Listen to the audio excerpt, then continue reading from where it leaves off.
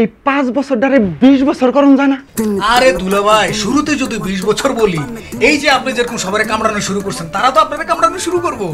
জিনিসটা আমাদেরকে গ্র্যাজুয়ালি বলতে হবে। শুরুতে আমরা তাদেরকে 5 বছর বলবো, এরপরে তারা আমাদের সাথে মুলামুলি করবে, মুলামুলি করতে করতে 10 বছর হয়ে যাবে, 10 বছর নিয়ে মুলামুলি করতে করতে আমরা 15 বছর হয়ে যাবে, এভাবে করতে করতে আমরা 20 বছর 25 বছর থাকতে পারবো। রুজিনা বেগম, তুমি কত এতগুলারে তুমি 1 লাখ কেমনে বোতলবন্দি করে রাখছিলে? আমি তো সামলাইবার পারতেছি না। একটা বামে লাফায়, ডাইনে লাফায়, ঘাড়ে চইরা বসে, মাথায় চইরা লাফায়। তোমার ম্যাজিকটা আমার শিখাইবা? কেমনে বোতলবন্দি করে রাখছিলা?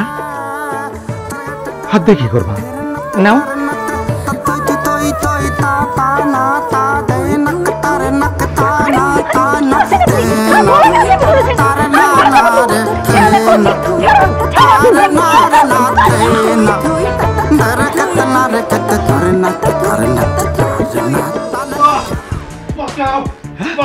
আরে কি হয়েছে, কি সমস্যা?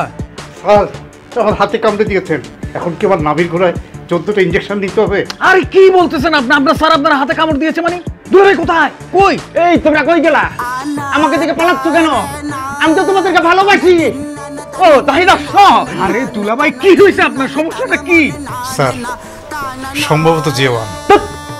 তুমি একবার বলো A1, B2, C3, আবার কইতেছো J1। J1 কি? যাই স্যার, ওনাকে বলা যাবে না, বললে আমার এই হাত অক্ষত থাকবে না। আপনাকে একটু কানে কানে বলি। বলেন। স্যার, J1 জ্যাকেল, শিয়াল, ওনার ভিতরে শিয়াল ভর করছে। আরে ধর, এখন তো কি বললো? আরে এই কি করলে, এটা বাদ দেন। তার আগে বলেন যে আপনি তো আমাকে দেখলে জড়ায় ধরতেন, আজকে কেন গলা চাপ দেওয়ার জন্য আসছেন? জাহিদ ভাই, আমার হাতটা কেমন জানি নিষ্পিস নিষ্পিস করতেছে। আচ্ছা, হাতেরটা না হলে বুঝলাম, আপনি ওরা কামড় দিচ্ছেন কেন? ভাই, আমার দাঁতও কেমন জানি শিরশির শিরশির করতেছে। কেন আপনার এরকম হইতেছে কেন? যাই স্যার, শুধু আমাকেই না, সানজানা ম্যাডামের সাথে উনি কি যেন করেছে। আমি চিৎকার শুনে ভিতরে গেলে উনি আমার হাতেও কামড়ে দিলেন। স্যারের সিমটম মনে হয় J1 থেকে R1 এর দিকে যাচ্ছে। তুমি চুপ থাকো। তুমি J1 থেকে আবার R1 এ যাইতেছো। জাহিদ, এই R1টা কি? সে তো কইতেছে অ্যাডভান্স লেভেলের কথা। আপনারে দেখে আমি যে সিমটমটা বুঝতেছি, রোজিনা বেগম আপনার ভিতর ঢুকে গেছে। হ্যাঁ, আমার ভিতরে ঢুকবো কেমন? কেন, জিন মানুষের ভিতরে ঢুকে না? আমি তো আপনাকে ওই অরিজিনাল জিনের কথা বলি নাই, আমি জাস্ট আপনাকে একটা এক্সাম্পল দিলাম। আমি বলতে যাচ্ছি রোজিনা বেগমের স্বভাব চরিত্র আপনার ভিতরে ঢুকে গেছে। এইটাও তো হইলো না। আমি তো ভালো। আহা, আমি তো আপনাকে খারাপ বলতেছি না। রোজিনা বেগম যেই চেয়ারে বসে পান চিবাইতো, এই চেয়ারে আপনি এখন বসেন না। হ্যাঁ, ওই চেয়ার থেকে ভাইরাস আপনার ভিতরে ঢুকে গেছে। এটা মেজর কোনো রোগ না, বরং এটা প্লাস আছে। ও, এটা বুঝছি। তাহলে R1টা কি? R1 মেথডটা রাইনো থেকে আসছে।